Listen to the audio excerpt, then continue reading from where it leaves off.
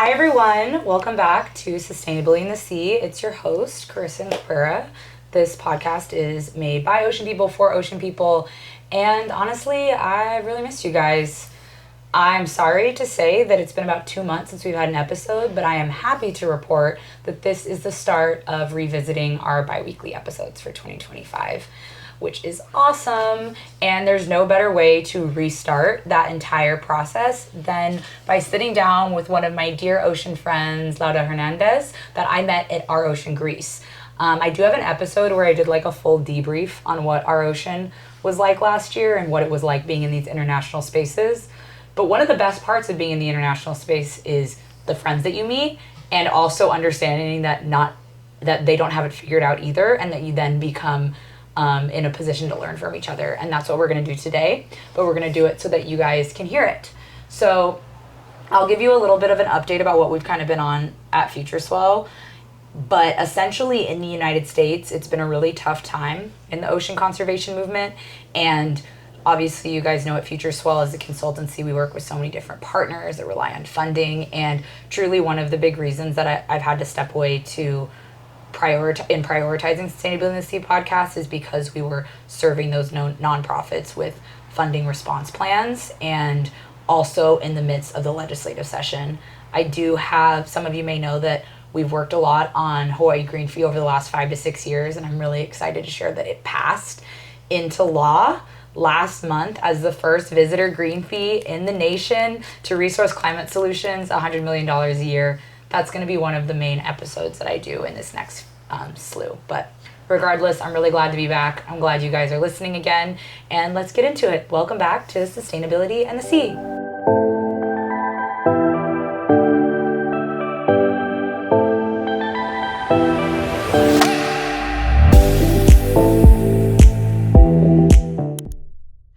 Hi. How are you? I'm good. How are you? Good. Thanks for being here. Thank you for having me. You guys, Laura Hernandez is visiting me in Hawaii, but she is an incredible ocean leader that's based in Canada, originally from Colombia, and has really been a huge support to me in my ocean journey as far as navigating international spaces, understanding what it means to be a consultant, understanding what it means to advocate. And we both come from like a really strong community background, and I know that her story is going to help you. So for the future swellies listening, tell us a little bit about how you ended up connected to the ocean when you were like a little one. Oh, since I was little, I would just say like I've always felt so at peace when I was in the ocean, and I was always very curious about what was going on underneath. And I would take my snorkel, and didn't even know it was free diving at the time. I would free dive down, and I'd try to hold my breath as long as I could so that the fish would come out. Did you grow up on the coast? No, not really, but like every time we went on vacation, we would always pick something that was ocean side. But no, I grew up inland, but I did grow up near like the Great Lakes, and like I do believe that that ocean conversation needs to be expanded into more like the whole water cycle, and making sure, especially in Canada, we have one of the longest, if not the longest, coastline in the world, and then we also have the greatest freshwater resources. So so being close to lakes and being close to the rivers, I always, when I feel stressed, just always came like very close to the water, and tried to have that as a meditation space and a safe space for me. Yeah, you had Blue Mind from the beginning. From the beginning, and then always just really wanted to advocate for the ocean. I think we both grew up in an environment where we were always being fed really intense narratives of how everything was falling apart, and my biggest worry from the beginning was the ocean, because I knew that it just wasn't spoken about enough. Yeah, I remember as a little kid, it's like you're just all of a sudden feeling so much anxiety because you're learning about the biodiversity crisis or the climate crisis, and you're like, what can I do? Yeah. And so as you got older, how did you like channel that, and what were your first, I guess, I don't want to say professional, but your first like working experiences with the ocean? Yeah, so this one's really interesting because as a landlocked person, I always really wanted to stay true to that. And I didn't feel like, which I think a lot of people can relate to, I didn't feel like I could call myself an ocean professional or an ocean advocate, even though I already did that. Until I worked hand in hand with the ocean. So I grew up doing a lot of like youth advocacy work. I grew up doing a lot of climate justice work because that's what was available in my community. We had a lot of like food security issues. Yeah, what did that look like? Yeah, so when I was really young, like when I first started 10 years ago, I was still 14, 15. Youth advocacy, it looked more like engaging with communities and engaging with youth groups. So whether it was at school, like doing the social justice council or the student council, we would do a lot of work and look at community partners and like what mutual aid partners we could get. In case people don't know what mutual aid is, it's just like delivering like immediate needs and responding to like the immediate needs of the community. So we would do a lot of that, and then that kind of transferred into this food security piece where I helped found a branch of an NGO called Meal Care. And so we started Meal Care Ottawa, and I was determined to get our university to redirect its food waste because we had so much waste. Like an open cafeteria that was open 24/7, and I just couldn't imagine how much waste was leaving the cafeteria. So from first year, I like tried to lobby by myself, and then as a high schooler. No, the first year in university. Yeah. In high school, I think the biggest piece was getting involved at the higher levels, like within the school board. You can apply to be like a school trustee in Canada, or you can apply to be on like the board level student council. And so we hosted conferences for young people to just, it was, you know, this carpe diem theme of just like seizing the moment. Like, you're not too young to have an opinion. You're not too young to be thinking critically about these issues. Like, your opinions on the education system and on how you run things and on how you're engaged with are valid, and creating space for people to come together and just have radical imagination together, not be in a space where you're constantly being shut down for being young. And then in university, we did this NGO, and it was amazing because then through that organization, which I think is going to be a big parallel, which is just making sure that as a young person, you're but like creating relationships with organizations so that they can help champion you. And Meal Care Ottawa was such a good example of that, because once we had started establishing it and we got a few local partners, I went back to the university, and like I think it was third or fourth year, and I went back to them and asked if they could please reconsider this whole donating the waste that was coming from the cafeteria. So they said no at first. They had said no. They had shut me down completely when I went to them as a first year. And then when I went back to them as a third or fourth year under Meal Care Ottawa, they agreed to do at least a pilot run with some volunteers, because they were already weighing the food waste. They just weren't doing anything with it. So we wanted to redirect it to groups that were actually needing the food to be redirected. I think that's my favorite part about Meal Care, is that they don't just redirect edible food waste. They actually work with partners to see who needs it, because at a lot of these food banks, they have chefs that are built in, that are working on the menu, that are trying to make sure the food doesn't spoil that's getting delivered. So you can't just show up with a bunch of food. You really have to build those partnerships and know what their needs are, like, in advance.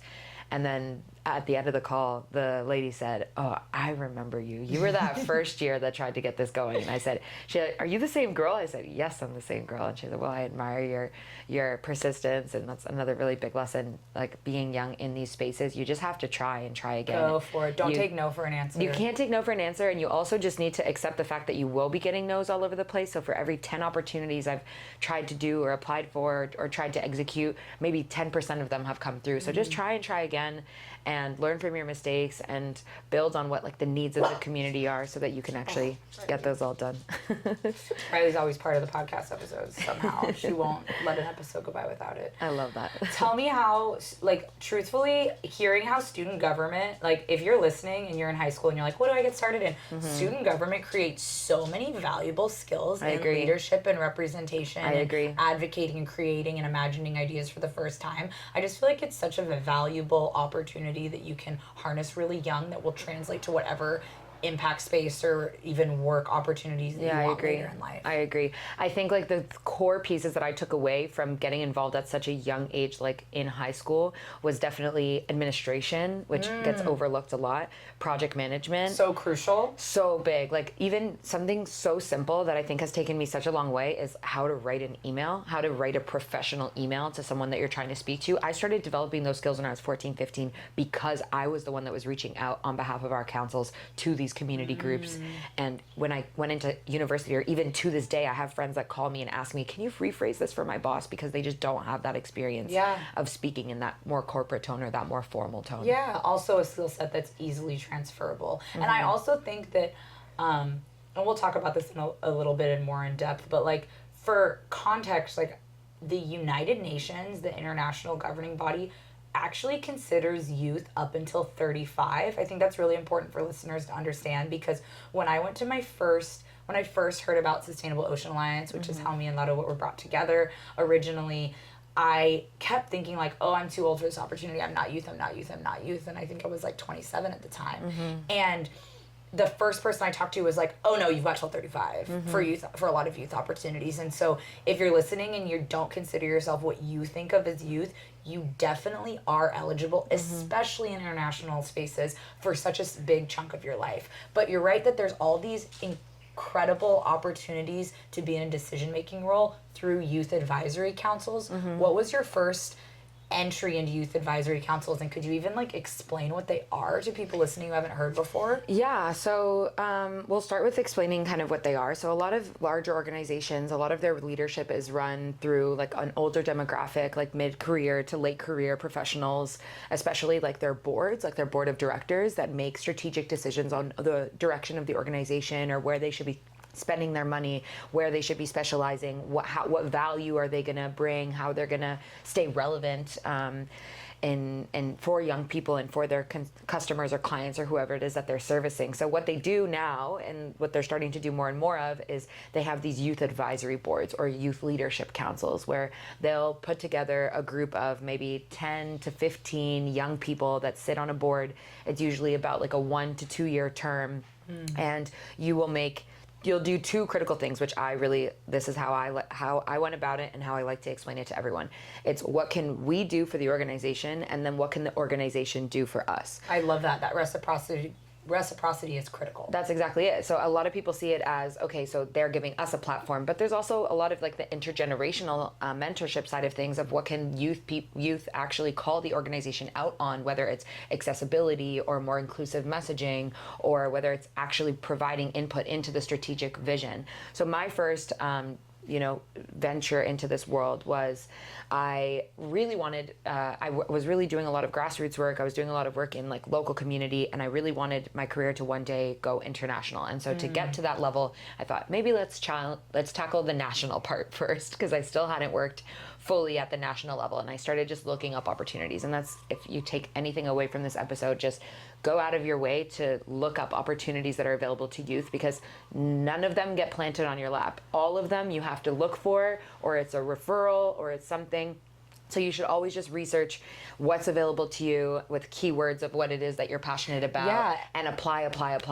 So you can reuse a lot and adapt a lot of those applications. Exactly. Too. Save all of those application answers on a Google Doc, and you'll be surprised by how much it gets reused and how much you can just shoot the same kind of messaging. Because once you find like that brand of like what you're contributing to the space, then it's like a really easy way to reapply to these opportunities. So the Jane Goodall Institute of Canada was looking for their first youth advisory council in over 10 years. They had kind of abandoned the idea of having youth council. They were bringing it back. They had a blank slate, which is the perfect opportunity to bring young people into. They didn't have much funding, which they have changed since, and that was one of the recommendations that we gave them, was this needs to be something that's funded. It was unpaid. It was unpaid, and I think it continues to be unpaid, but they also just didn't give us a programming budget. Like they didn't give us money that we could spend on the things that we wanted to deliver. Like if we wanted to bring in a speaker, or we wanted to have an Indigenous leader come and teach us something, we didn't have money to give them in terms of an honorarium or paying them for their time, which we definitely advocated for, which was really great. So yeah, I applied. I did end up getting it, and then I ended up running to be the chair of the Youth Advisory Council and was selected by my peers. Yes. Selected by the peers. Selected by the peers, That's yeah. Awesome. So I ran on this platform, which is also one of the most amazing things that I really should have put first on getting experience as a high schooler in these councils, is that you learn leadership. As a young professional, it's really hard to get management opportunities, leadership opportunities, strategic direction opportunities, and when you're in these youth, for youth, by youth, or like peer-to-peer spaces, like at your age, you're able to like manage people, you manage volunteers, you set strategic direction, you jump into these leadership roles at such a young age, where when you start working, you're not usually, unless you're working for a small organization, you're not usually right away put into a leadership space. Right. And that has set me aside in my professional career a lot. And jump-started it, I'm sure. Definitely. I know that groups like, for example, World Oceans Day, they have a youth advisory council that's like extremely young. Like if you're like in early high school, you can get on a youth advisory council. Like I think the upper cap is 18. Yeah. So it's like really like there's youth advisory councils for so many different phases and demographics of your like impact career. And truthfully, what would you say? Obviously, you're gaining leadership, you're improving the organization, you're learning so much. What would you say was like one of the top things that is a benefit that has looking back has benefited you as an ocean professional for being on youth councils? I think just taking up space like unapologetically, and understanding that as much as like, yes, they give you the platform, it's also very important that you're not just in this, oh, thank you mindset when you're there. Like, you got chosen for a reason. They want you to occupy space for a reason, and they like, you're meant to be there. So like, use that opportunity unapologetically. And that's one of the first things that I did as the chair of the Youth Advisory Council that I really appreciated was I said, look, I already know from previous opportunities that this year or these 2 years are going to fly by. So like, be intentional right at the beginning of like, what am I doing here? Even before you apply, what am I doing here? How could I contribute? And what do I actually want to get done before this year is done? What are my ideas? What are my ideas, and how can I execute them before the year is done? And for me, in practice, that looked like we did a full calendar of what it is that we wanted. We thought, what do we want to do? And then we looked at this academic year, because most of us were in university. And so you had to actually say, okay, let's have these weeks or these 2-week times where we're really pushing, because it's not exams, it's not midterms, and it's not right after them either. Like, we gave people time to rest, and then we said, okay, this week we're going to be meeting like 3-4 times a week, instead of it being more traditional, like every single month, because we knew there were months that were write-offs because people were working on their final projects and their exams, or maybe it was the summer and they were traveling a lot. So we worked around what people's schedules were. Like, work with your team, like, be vocal about what it is that you want to get done, be honest about your capacity, and then execute. What would you say, okay, so you were starting in meal care, you were student government leadership, you were like working in this grassroots community angle of impact work, wanted to segue over to international, but what was your bridge to oceans professionally? Right, exactly. So pretty much once I started like my professional career a little bit, I was still sitting on the Youth Advisory Council for the Jane Goodall Institute of Canada. I had saved up a little bit of money, and as a lot of like fellow marine conservationists or people in the space, I had to fund myself. So I pretty much I paid for my own training. Actually, back when I was 16 and I thought I was going to be a marine biologist, I self-funded my own visit to my grandma's place in Florida so I could get my open water certification with Patty. And then when I was older, I really wanted to do my advanced, and I grouped that with a coral restoration course in the Gili Islands of Indonesia. And so, yes, this is like a big trip, but I had saved like a lot so that I could go and do this. And that was my first like real fieldwork experience. And I walked away. This was recently. This was only like 3 years ago. So I was like 24, 25. And I funded this trip to go and to start doing this work. And that was the first time that I really got like hands-on ocean experience. And I walked away from that saying, okay, I'm an ocean conservationist. I can now call myself this. I can now use these as my keywords that I'm searching for opportunities for. And that's what led me to the Sustainable Ocean Alliance, which is how did you find out about them? Just researching. Dude, same. Tell me why I was looking up deep sea mining organizations. Google. Okay, so that's something that has been on my radar for such a long time since I was young, because as soon as I got into oceans really young and like, what are the biggest threats? What do we need to look out for? Deep sea mining was really popped big up early thing. For you? Yeah, because the moratoriums were still in place, and they said when these expire and when what's going to happen? Exactly, what's going to happen? We're going to need a really big push in like community advocacy, and I always knew that I wanted to be a part of that. And marine protected areas. As I got into like coral conservation, one of the best things that you can do is have them thrive in a marine protected area, or have them. And Indonesia has so many. Yeah, exactly. So I started looking into within diver groups. Actually, that's how I found the Indonesia opportunity. There's a lot of diving groups on Facebook and things like that, and women divers, and so I would look up these keywords in the group like conservation or purpose driven travel. I never wanted to just travel to travel. I always wanted to travel with a purpose, and so I looked up this opportunity, and there was really good reviews on people that had done work with the Gili Eco Trust before and really loved the training and felt like they were really empowered. And then from there, that's when I got inspired to take a lot of that work and those trainings and bring them to Colombia and try to find organizations where we could do trainings to have people be reef check certified and know how to do baseline data for the coral reefs, so that when they actually did the restoration, they had results from the baseline data to then be able to show to funders and say, look, we already got this progress. If you're able to fund, what's the difference? And sometimes it's as basic as like having photos of the reefs. Like, yes, the data is important, but even just like photos. And you can get a lot of data from photos too. Yeah, exactly. It's really awesome to hear that you're like, I see myself really passionate about food security or food independence when I'm younger, and I also really created opportunities for myself because I was interested in coral restoration and I was always connected to deep sea mining, and that you've really entered this ocean leadership role with so many different interests and you haven't had to compromise them. Yeah. Would you say that that was because when you get into international or national spaces that they welcome the diversity of issue areas of expertise, or do you feel like you were just like, I'm not willing to like erase that interest? I think for me, I have always just seen myself as a very like multidisciplinary person. Yeah. I am neurodivergent, and like proudly so. Like I call it like my little neuro spicy powers, and I love it. Like I have anxiety, I have ADHD, and I feel like for a long time I felt like those were weighing me down, but then I realized like, wow, I have all these interests, I know all this information because I hyperfixate on all these different things throughout the year, and I didn't want to let that go, and I felt like it was a strength to be able to go into a space and be able to talk to people from like all these different lenses. And when I chose what to do in university, which was a really big decision, I decided to go into social sciences. I thought I was going to be a marine biologist. In that moment, decided actually what I want is for the science that already exists within the climate and biodiversity space to be applied in social science spaces, whether that be through law or lobbying or policy, and then see where that could take me, because I knew I was a people person, and a lot of mentors in my life really pushed me to realize as much as what you want is to be a little nerd in a lab, where your skills lie is really with people, and we need people that can communicate well, that can go into these social science spaces and convince people that this is a crisis and we need urgent action. We get a lot of early career folks at FutureSwell saying like, I see you're involved in policy, I really want to get more involved in policy, I really just want to advocate, but I have no idea where to start. It looks different in different jurisdictions. How did you get connected to policy? So I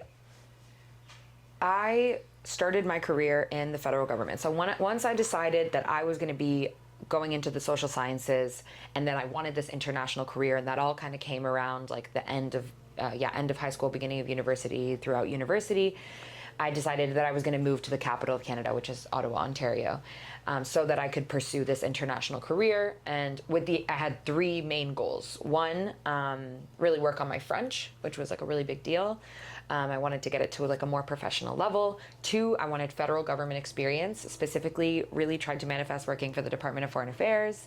And then I also really wanted to just have a little bit of independence and like create space for me to like work on whatever version of me like I wanted to see, and kind of just start a new chapter with things. So I love that. When I started with the federal government, everyone kind of just assumes that you work on policy right away. But what's good about working in the federal government is that you do always kind of have to relate whatever project or program or whatever you're working on back to national and international policy. So that was like my first kind of putting my toes in the water, was being able to read the policies, analyze it, and apply it. And that's helped me in so many things, like grant writing. It's helped me with just in general, like my vocabulary. It's communication, exactly. Like reading these text heavy documents, which I wasn't used to because I was in like STEM, where it felt like it was a lot of like numbers and so that helped a lot. And that was like the first bit. But by the end, so I did 5 years in federal government before I took this bit of a break. I'm not currently employed by the federal government, and none of my opinions or anything like reflect those of the federal government. That's a really important thing that we need to clarify. I started getting more involved in teams that were on the policy side of things, and ultimately made my way to like a policy writing team, and we were writing the Indo-Pacific strategy for the Canadian federal government, which was a once in a lifetime opportunity, because for those How'd that opportunity come? Oh, this one really brings in the intersectionality of my work, which is that I was leading anti-burnout and well-being workshops at the federal government because I felt like everyone that I was working with was really burnt out and just sad, and I've noticed there was a really low morale, and I wanted to improve that where I could. And a lot of that is just naming how you feel. Like people weren't using the words burnout. They were scared to use the words burnout. They didn't want to be reprimanded for admitting that the workload was too heavy, because it's a very high-performing department. So I said, I guess I'm just going to have to be the face of burnout at this department. So I reached out to an amazing professional named Miriam Bakouche. She was a diplomat at a really young age and burnt out cyclically from working at the UN headquarters, and actually decided to leave her job and pursue mindfulness within diplomacy and how that could be used as a tool. So I reached out to her, recognizing that she was a professional. and then in the space, and we co-created this workshop series together to deliver to the department through the Young Professionals Network. So again, using those connections within community groups and being a young person within these community groups. And then it was my boss, my boss's boss, and my boss's boss had all attended that workshop, because I put this really catchy tagline of tired, or what did I say? I said like, need a break, ? Like, and then I like really tied into this like rest piece, because we really was just, everyone's like, I'll go to that. Admit. Yeah. And like over 200 people showed up to this workshop online, and I had never seen numbers like that unless like a minister was speaking or someone was coming from like external. Whoa. That was really important. So you can see in the recording of the video, my eyes just go really wide at the beginning of the recording, because I'm just seeing these numbers shoot up. I thought like normally when I hosted workshops which I had before for the government, we were at like maybe on a good day, like 60, 80, 100 people would show up, which was great. And once it was shooting above 100, 150, I just started visibly being very shocked. And the chat was just going off with all these people talking about how important this was. And it really affirmed like, this is the type of work that I want to be doing. And then funny enough, that team reached out to me and said, hey, like, what are you doing? Like, why are you're so aware of your capacity. You're clearly very, you've got strategy in mind, and you're a really good speaker, and what's your other background? What do you do? And how can we get you on our team? Because they needed people that were very aware of their capacity, because it was such a high performing team that it was like, if you for the Indo-Pacific strategy. For the Indo-Pacific strategy, that if you didn't, because it needed to happen right away. All the like-minded partners, which just means like countries that have the same opinion. So the kind of people in the G7 for us, or G20, all of these people were putting out their strategy. And so Canada felt like, oh, now we really need a strategy. But we had never had our foreign policy down on paper. So this is actually Canada's first Asia-centric strategy that it ever published in the history of foreign affairs. Dude, tell me for real how work is really, at this level, is really just building something from nothing. Yeah. For the first time. Yeah. And then they're like, can you do that? And you're like, I don't know. And they're like, well, we don't know either. Let's do it. Yeah. And then you're just figuring it out together. Yeah. So I feel like there's such a common theme here where you took initiative, you facilitated this workshop, you made it catchy and accessible and fun, and then that work was seen and recognized, and it brought you into a newer project. Yeah. For those that are just starting out and maybe they are going to now pursue a youth advisory council role, what feedback or advice do you have for them to really stand out and be kind of like that shining member of the council? Because that's what really catapults you to the next phase, whatever follows it. You're saying they're usually only a year or 2 year positions. What have you seen in your peers that you've been on councils with, or what are you proud of that you showed up as, or wish that you showed up more as? Yeah, I think like two things come to mind. The first one is just like being an action-oriented person, and taking initiative for real. Taking initiative is definitely like, yeah, I think that is so important. But I think the biggest thing is everyone is very quick to point out the problems in a room, but not a lot of people will come at it with a solution afterwards. And I'm really, really keen on find a problem, and I will sit and I will brainstorm at least 3 solutions before I ever address the fact that there's a problem. Because leaders, especially when you're a young professional in government, in private sector, in just any kind of larger corporation where you're in a more of a junior role, you don't want to be bringing problems unless you bring solutions. And when you bring solutions, you really are recognized for them. Someone may take credit for them. It doesn't actually really matter. If it's getting done, it's getting done. Yeah.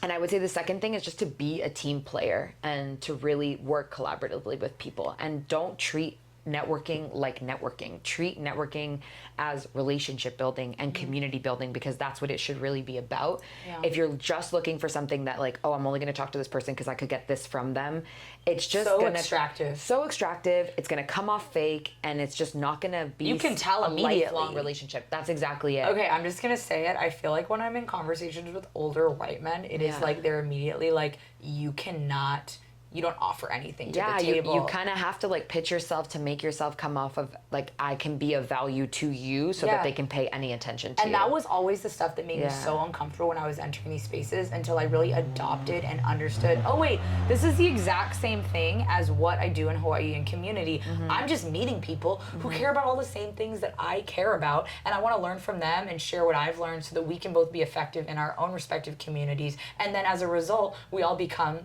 a global ocean family. That's exactly it. And I think like that, it calls back to this policy analysis side of things, which I think is something that you should always do when you're relationship building as a young person, is when you go to someone, and everyone's always really floored by this, but I think it's pretty inherent, but it's probably because I'm a policy analyst. When you're going to an organization for funding, or you're going to an organization that you want to partner with, or even you're showing up to a job interview, okay?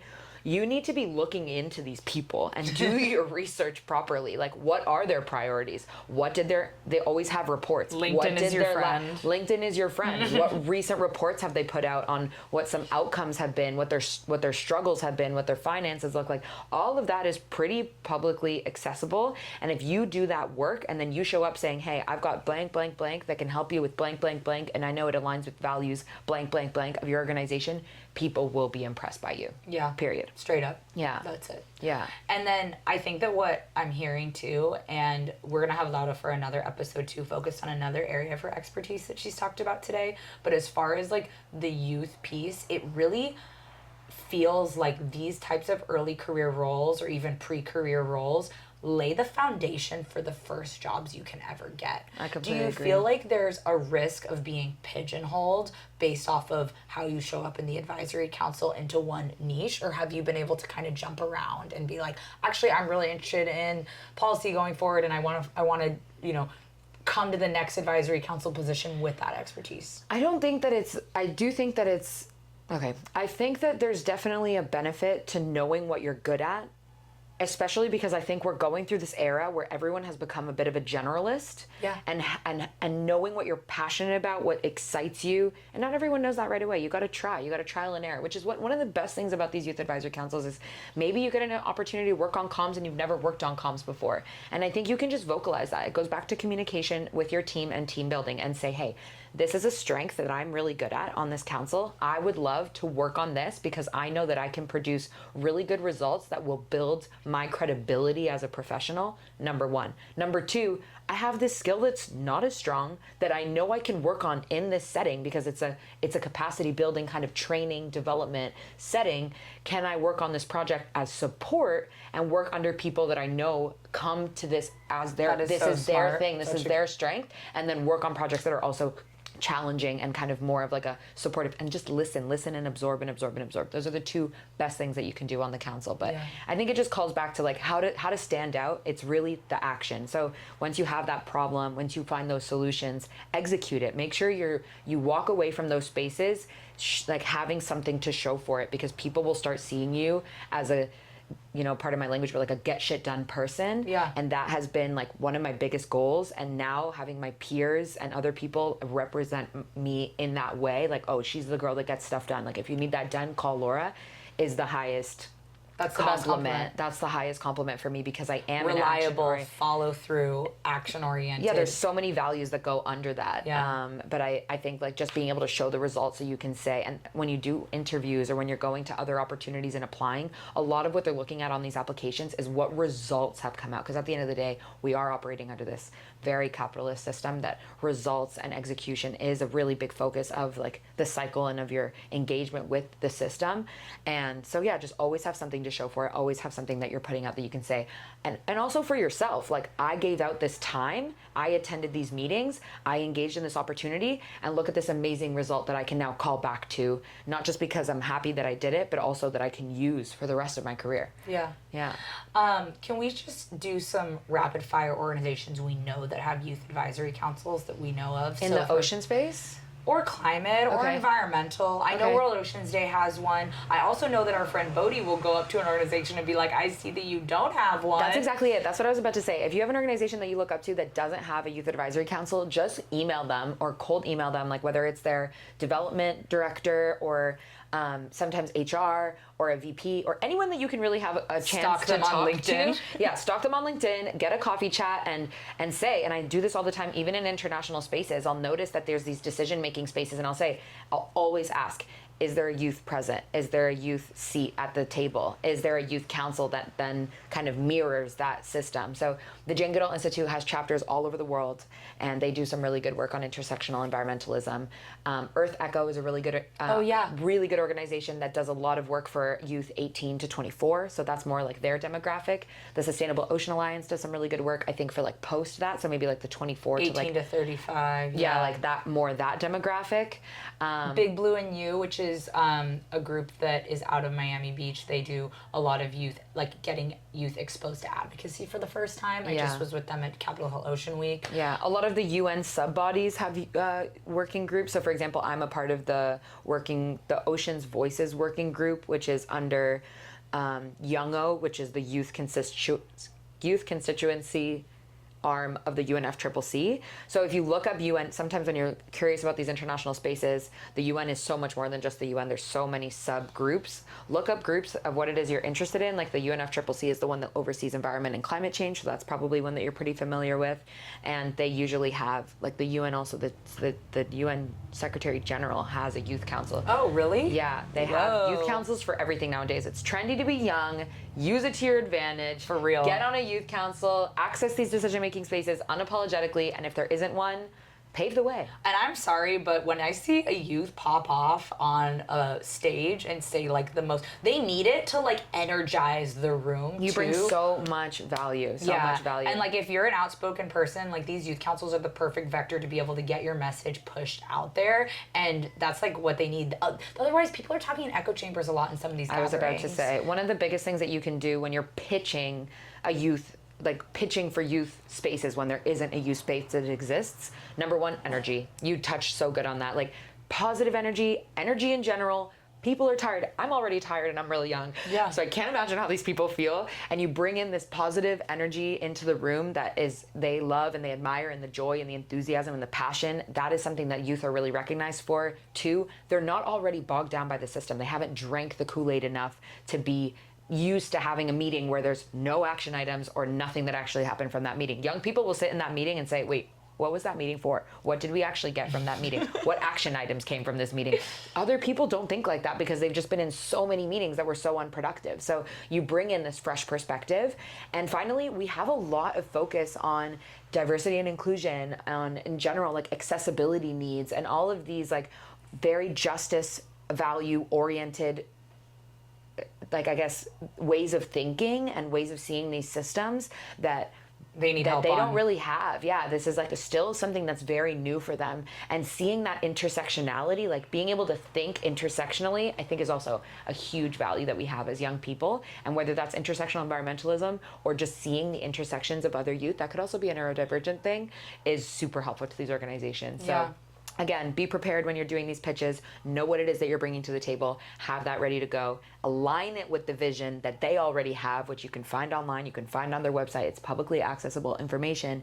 And then pitch and watch the magic happen. And send it. And then you get to meet these amazing people, which calls back to right at the beginning of the episode where, you know, one of the best things that we get from these spaces is like meeting each other and getting inspired by each other and hope for each other. It's not just about all this, what we produce, but I've met some of my greatest friends on these youth councils and at these conferences and in this space that also care just as much as we do, love the ocean, want to see climate action happen, ocean action happen, you know, climate action, ocean action is climate action, and then you get to make these amazing friendships that are literally for a lifetime. Tell me why me and Laura were yesterday like around this like multi-100-year coral like baking out for World Oceans Day, and I was like, this is what living is. Yeah, truly. No, really. And it wouldn't have happened if we weren't like both individually able to put ourselves out there and go to these convenings that were frankly just we had to seek out. Yeah, you really have to find those opportunities, but once you find other people, and then it's through all these other fellow young people that I've heard about the opportunities that I've had to work on. Or there's all these like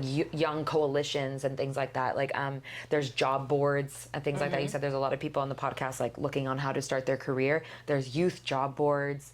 There's just in general, they have now so many groups, coalitions, that are putting out these opportunities like daily almost, just to make sure that people are seeing them, because a lot of these opportunities go underapplied. Yeah, for sure. Yeah. So I think we are going to talk to Laura about some other stuff that she's an area of expertise in on another episode. But for now, the last question that I ask every single guest on the podcast is if you could put a message or anything on a billboard for all of the most powerful decision makers in the world to see. Oh, wow. What would it say? And I think since we're doing 2 episodes, you can throw this ball down the line and answer in the next episode if you do want to think about it. But the idea is I put all these guests on the spot, and then I'm like, what's your message to the world if you could make it 1 sentence? Okay.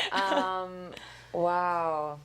We've had some good ones. I think I would just like be very radical imagination about it, and I would probably just say something about like, you know, like, wow, or maybe not. My brain is going in so many directions. Like the first thing that came like to what'd mind, your intuition say? especially because Happy Pride is like love is love, and just this idea of like behind the work that we do, like behind everything at the end of the day, it's all about, like you said, geeking out over this like 100-multi-100-year coral, and just like this love that we bring to this space, this passion that we bring to this space. Like that is what it's about, like filling our souls and doing what we feel like we're called to do, and doing it in a very like inclusive and loving and community building way. And if you're not doing it that way, if you're falling into this pattern of, especially in North America, feeling like you need to do things as an individual, feeling like you need to do things on your own, which really calls to what we're going to talk about next episode, it's impossible. Like we need our community, we need love, we need each like other. Our cups to be filled, and we need each other. This is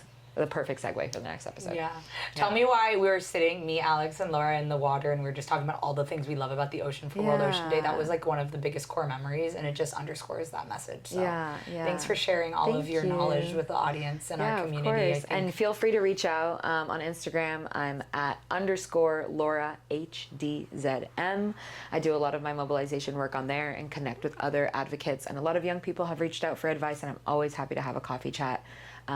Seriously, she's a wealth of knowledge. Please reach out. This is a perfect example of being initiative and action oriented with a follow up. This community is here for all of you guys. I know exactly what I would put on the billboard. Oh my gosh, better than love is love. Yes, and it's completely different and way more capitalist, but it's pay young people for their labor. Because so many of these opportunities that people are providing young people are unpaid, and I understand, and it goes back to they're literally like, save our organization. Yeah, like, I'll do it for free. They're like, oh, but you're so welcome for being here. No, I provide a lot of value to the space, recognize the value, and really try to get paid for your work. Try to get paid for your time, and you know, I think that's so important, and making sure that they have budgets so that young people are getting paid for what they contribute.